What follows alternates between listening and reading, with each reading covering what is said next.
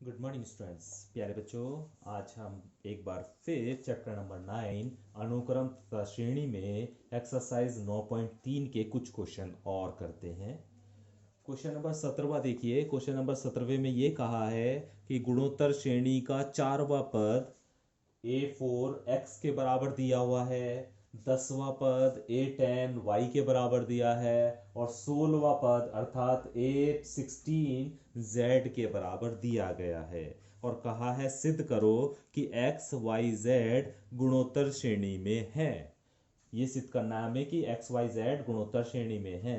तो प्यारे बच्चों, इससे पहले कि हम ये बात सिद्ध करें तो एक बात आप याद रखिएगा, अगर आपको नहीं बताई गई है, कि यदि तीन संख्याएं ए बी सी गुणोत्तर श्रेणी में हैं, यदि तीन संख्याएं ए बी सी गुणोत्तर श्रेणी में हैं, तो इनके बीच में जो रिलेशन होता है वो ये होता है कि बी स्क्वायर बराबर होता है ए सी के, बी स्क्वायर बराबर होता है ए इंटू सी के।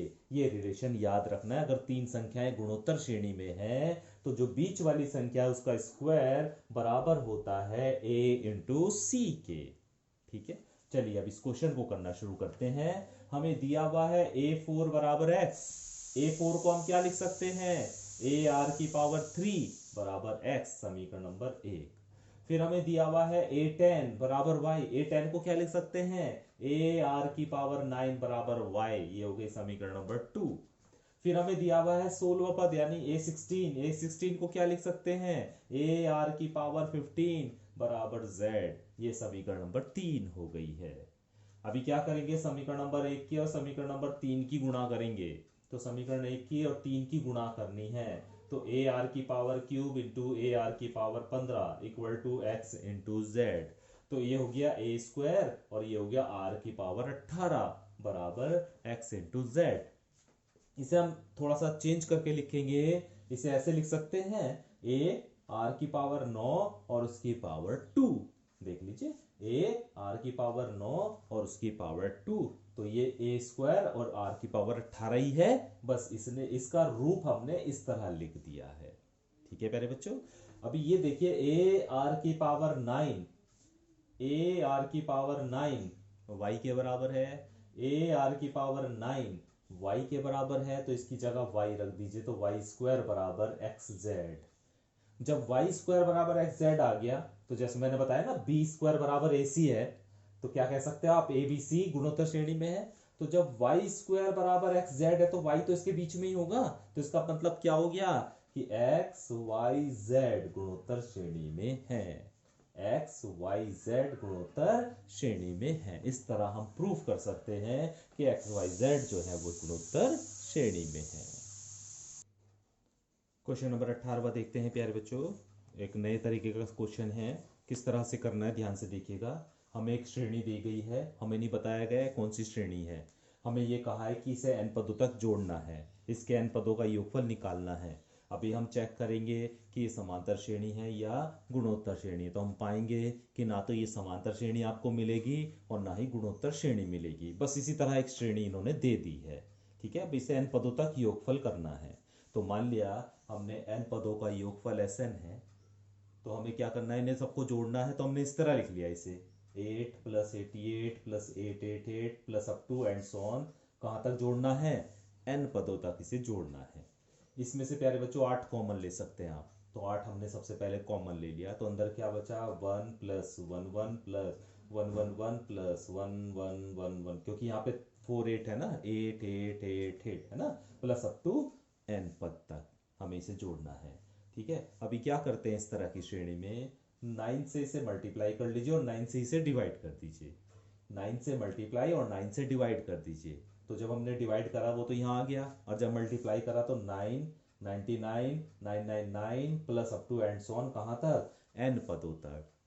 अभी 9 को ऐसे लिखते हैं हम 10 - 1 लिख सकते हैं, प्लस 99 को लिखते हैं 100 - 1, क्योंकि प्यारे बच्चों मैंने बताया ना, जैसे ये जो श्रेणी दी गई है, ना तो ये समांतर श्रेणी है ना ये गुणोत्तर श्रेणी है, तो कैसे जोड़ेंगे? तो इसे हमें बनाना पड़ेगा, या तो समांतर श्रेणी के रूप में या गुणोत्तर श्रेणी के रूप में पहले बनाना पड़ेगा, तब इसका योगफल ज्ञात हो पाएगा। ठीक है, तो उसके लिए हमें ये सारा काम करना पड़ेगा। तो इस तरह के क्वेश्चन एक आधी क्वेश्चन है इस तरह का, तो अगर आए तो उसका जो ट्रिक है वो यही है इस क्वेश्चंस को करने के लिए। तो प्यारे बच्चों 10 माइनस वन 99 को लिख लिया, 100 माइनस वन इसे लिख लिया 1000 minus one plus up to n पदों तक। अभी क्या करा, यहाँ पे दो सीरीज के रूप में तोड़ा हमने इसे। एक तो देखो ये संख्याएं ले लो जो शुरू की है, तो क्या हो गया 10 plus 100 plus 1000 plus up to n पदों तक।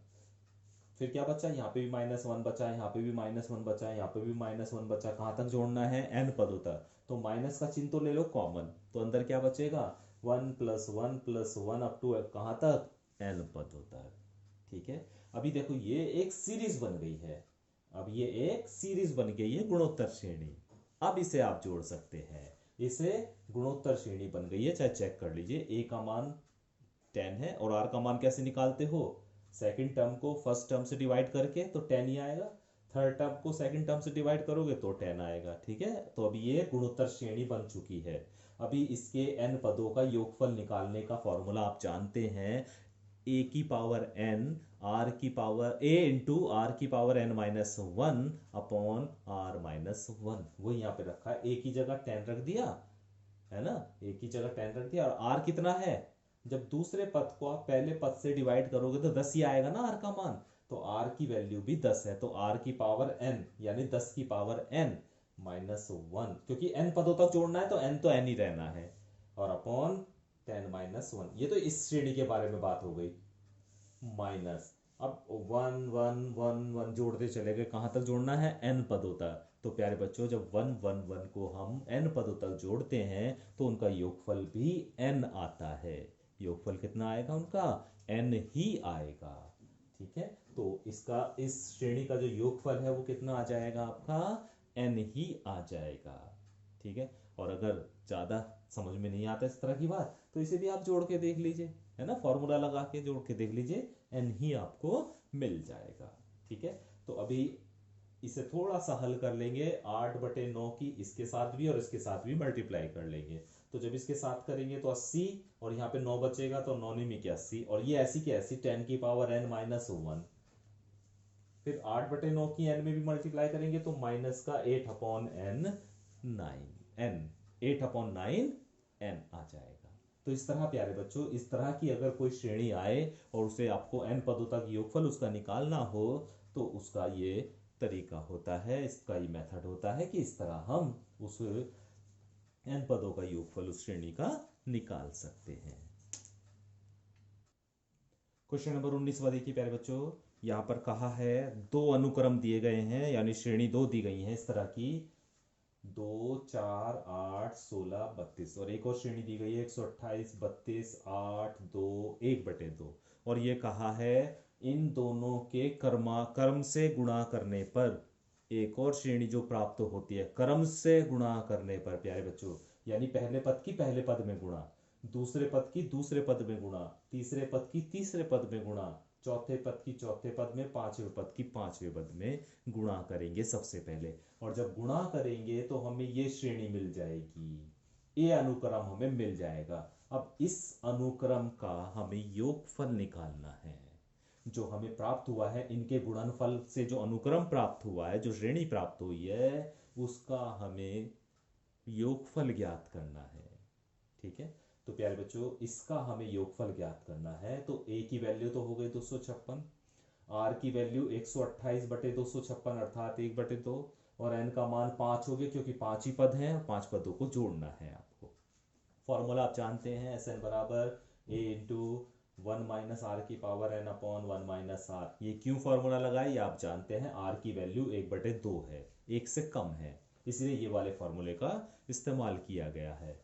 S5 5 पदों का योगफल निकालना है, तो S5 हो गया इक्वल टू a की जगह a का मान 256, 1 माइनस r की जगह 1/2 और n की जगह 5 और अपॉन 1 माइनस 1/2। बस हल करना है इसे, तो 256 माइनस इंटू 1 माइनस 1/32 हो गया, क्योंकि 1/2 की घात 5 है तो 1/32 हो जाएगा, और बटे 1/2 चल रहा है, ये 2 ऊपर चला जाएगा तो 256 से इसकी गुणा हो जाएगी, और यहाँ पे क्या बचेगा 32 से कम 32 माइनस 1/32।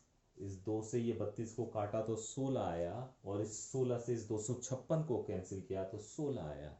तो ये बचा 16 और ये बचा 31, तो 16 गुणा 31 हल करा तो 496। तो इन 5 पदों का जो योगफल हुआ वो हो गया 496।